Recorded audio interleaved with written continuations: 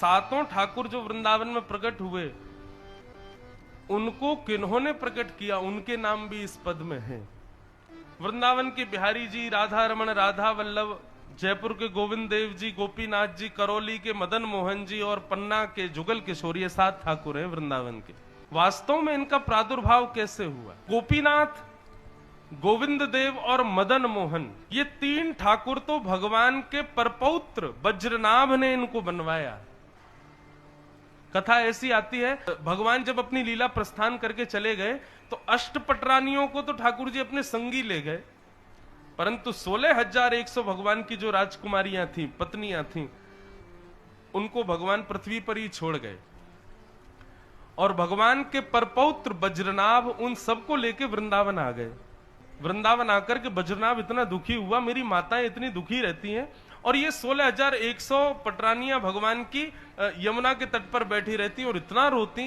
बोले, हे यमुना जी, तुम भी तो पत्नी हो कृष्ण की, तुमको विरह क्यों नहीं होता? हमको क्यों होता है? हमको कृष्ण इतनी याद क्यों आती है? तब वज्रनाभ ने चिंतन किया कि मेरा एक ही कर्तव्य है, अपनी माताओं की पीड़ा दूर करना।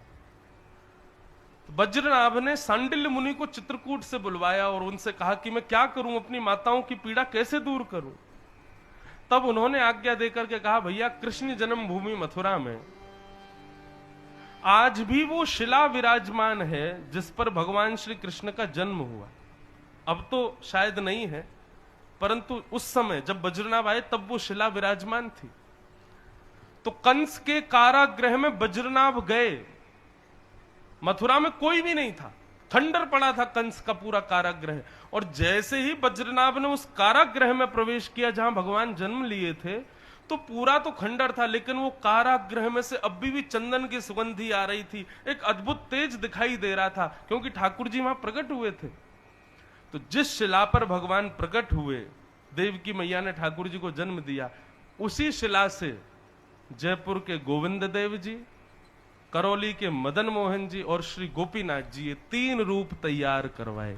मदन मोहन जी को जैसे ही उनका रूप बनाकर के माताओं के सामने प्रस्तुत किया, बोले, मैया देखो ये कौन है? मदन मोहन जी का रूप देख के सब माताएं, 16,100 माताएं बोले कि अरे वज्रनाभ, इनके चरण तो तुम्हारे दादाजी जैसे हैं बिल्कुल। गोपीनाथ जी बनाए, बोले इनके तो हाथ बिल्कुल तुम्हारे दादाजी जैसे हैं। लेकिन जैसे ही जयपुर के श्री गोविंद देव जी का स्वरूप प्रकट किया, 16,100 माताओं ने घूंघट कर लिया। क्यों? बोले इनका मुख बिल्कुल श्री कृष्ण जैसा है।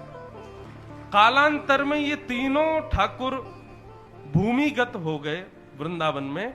फिर रूप गोस्वामी, सनातन पाद और मधु पंडित ये पधारे और इन्होंने तीनों को प्रकट किया। और उसी श्रृंखला में स्वामी श्री हरिदास जी ने बिहारी जी को प्रकट किया, गोपाल भट्ट गोस्वामी ने श्री राधारमण देव जी को प्रकट किया, श्री हरिराम व्यास जी ने युगल किशोर जी को प्रकट किया, और श्री हित हरिवंश महाप्रभु ने श्री राधा वल्लभ लाल जी को प्रकट किया।